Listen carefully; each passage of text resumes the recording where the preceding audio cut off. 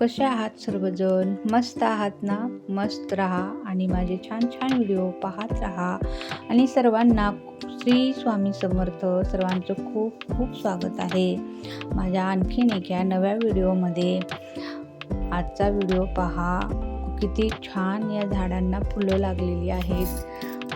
गुलाबी कलरचा गुलाब आहे हा आणि याला खूप फुले लागतात. एका फांदीला कमीत कमी 2 ते 4 असे फुलं लागतात. आणि इकडे आहे आपलं कमळाचं झाड. इकडे बघा 3 फुलं लागलेली आहेत आज तर, आणि किती सुंदर लागलेत बघा. कलर तर किती छान आहे. आणि मला सकाळी सकाळी ना असा झाडांचा व्हिडिओ घ्यायला खूप आवडतो. इकडे बघा हा लाल गुलाब आहे, याला पण छान फुलं लागलेत. म्हणजे बाहेर फुलं आणायला जायची गरजच नाही आहे. आणि माझ्या घरातल्याच झाडाला भरपूर फुलं निघतात आणि मला आवडतं या झाडांना बघायला, यांचं शूट घ्यायला. आणि इकडे पहा हे कमळाचं झाड आहे.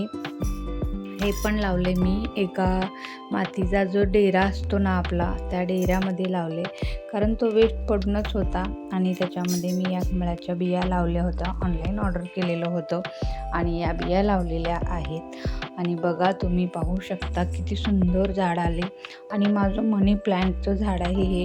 मी मागच्या व्हिडिओमध्ये तुम्हाला सांगितलं होतं की बाहेर झाडे लावण्याची मोकळ्या जागेत हीच भीती असते की कुठलं तरी जनावर त्याला खाऊन जाईल.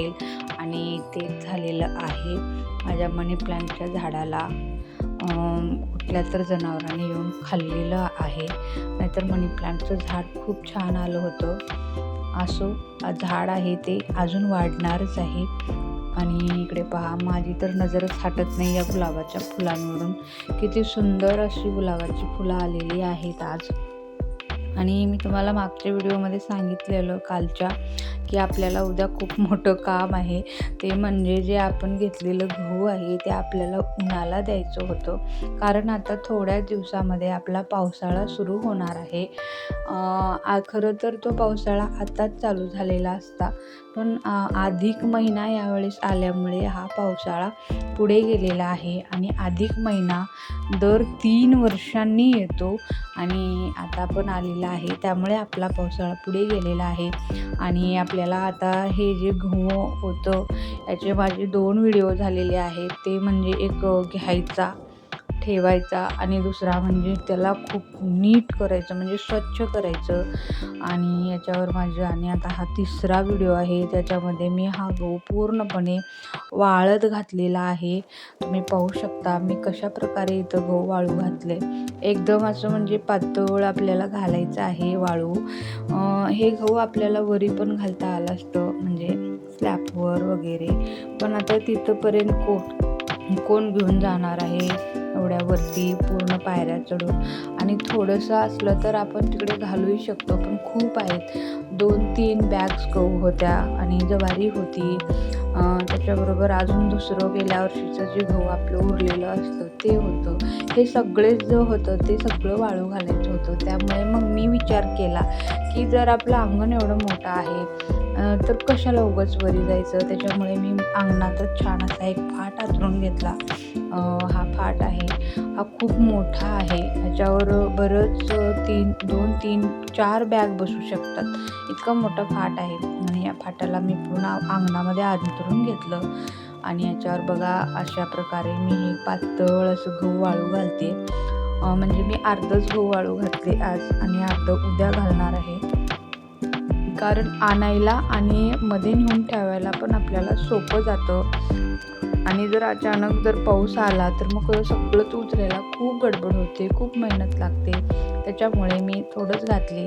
आणि आपल्याला कसं आहे ना, हे जर आपण शेतातलं डायरेक्ट गहू आलेलं ते मोठ्या बॅग्समध्ये भरून येतं, मोठ्या पोत्यांमध्ये भरून येतं. आणि त्याच्यामध्ये बरंच काही कचरा असतो, जो म्हणजे आजकाल म्हणजे असं इन्स्टंट राशी निघालेल्या आहेत. अगोदरच्या राशी वेगळ्या होत्या, त्याच्यामध्ये जास्तीचा कचरा वगैरे यायचा नाही. पण आता कसं झालंय ना, अशा मिशनी निघाल्यात की डायरेक्टली असं वरचं ते घेतात आणि डायरेक्टली म्हणजे ते गव्हाची कापणीही मिशनच करते आणि रास पण मिशनच करते. अगोदरच्या वेळेस तसं नव्हतं. मी लहान म्हणजे होते त्यावेळेस आमच्यात पण शेतात गहू निघायचे, की गहू कापायला पहिलं माणसं बाया लावायच्या, मग त्या गव्हाच्या पेंड्या बांधायच्या, नंतरनं मग ते आपटून धुपटून किंवा मग एखादी वेळेस मिशनीमधून त्याची रास व्हायची. पण आता तसं नाही, आता खूप वेगळं निघालं. त्याच्यामुळे आपल्याला खूप स्वच्छ करावं लागते. आणि हे बघा मी गहू आता भरून घेतले आणि या कोट्यांमध्ये अशा प्रकारे तुम्हीसुद्धा गहू ठेवा. आपल्याला कोटीमध्ये अगोदर स्वच्छ करून घ्यायचं आहे. त्याच्यामध्ये खालच्या बाजूला एखादं कागद अंथरायचं आहे, त्याच्यावर थोडासा लिंबाचा पाला टाकायचा आहे आणि मग त्याच्यावर मग गहू घालायचे आणि पूर्ण कोटी भरली ना त्याच्यानंतर त्याच्यावर पण गव्हावर थोडासा पाला थोडासा टाकायचा, जास्ती नाही, आणि त्यावर कागद झापायचं. अजून त्या कागदावर थोडासा लिंबाचा पाला टाकायचा आणि आपलं जे झाकण आहे कोटीचं ते पॅक करायचं आणि एखाद महिना हे अजिबात उघडायचं नाही. कारण हे गहू आपल्याला राबतात. म्हणजेच कसं असतं ना, नव्या गव्हाचं पीठ पडत नसतं, लगेच पडतंय पण त्याला चिकन वगैरे नसते. त्याच्यामुळे आपण अशा पद्धतीनं जर गहू 1 महिना, 1.5 महिना, 2 महिन्यापर्यंत ठेवलो, 2 महिने तर काही नाही, पण 1-1.5 महिना जर आपण हे गहू असेच ठेवलो तर ते गहू राबतात. कारण आपण गरम गरम गहू असे भरून ठेवलेले असतात, त्याच्यामुळे राबून पीठ छान पडतं चपातीला. म्हणजे पीठ मळल्यानंतर चिकन येतं आणि चपाती खायला चांगली लागते आणि गहूसुद्धा आपल्याला फार जातात. त्याच्यामुळे हे अशा पद्धतीनं तुम्हीसुद्धा गहू ठेवायचे आहेत. आणि मी कशी गहू ठेवते हे तुम्हाला दाखवलेलं आहे. आणि जर तुम्हाला ही माझी पद्धत आवडली असेल तर प्लीज व्हिडिओला लाईक, शेअर, सबस्क्राईब करा आणि मला कमेंट नक्की करा की मी गहू हे व्यवस्थित ठेवलेलं आहे की माझं चुकलं आहे. आणि तुम्हीसुद्धा कशा पद्धतीनं गहू ठेवता ते सुद्धा मला सांगायला विसरू नका. चला तर पुढे बघूया. आणि आपल्याला अशा प्रकारे मी आता पूर्ण गव्हाच्या कोट्या पॅक केलेल्या आहेत. व्हिडिओ आवडला तर नक्की लाईक करा आणि नवीन व्हिडिओसाठी नक्की सबस्क्राईब करा.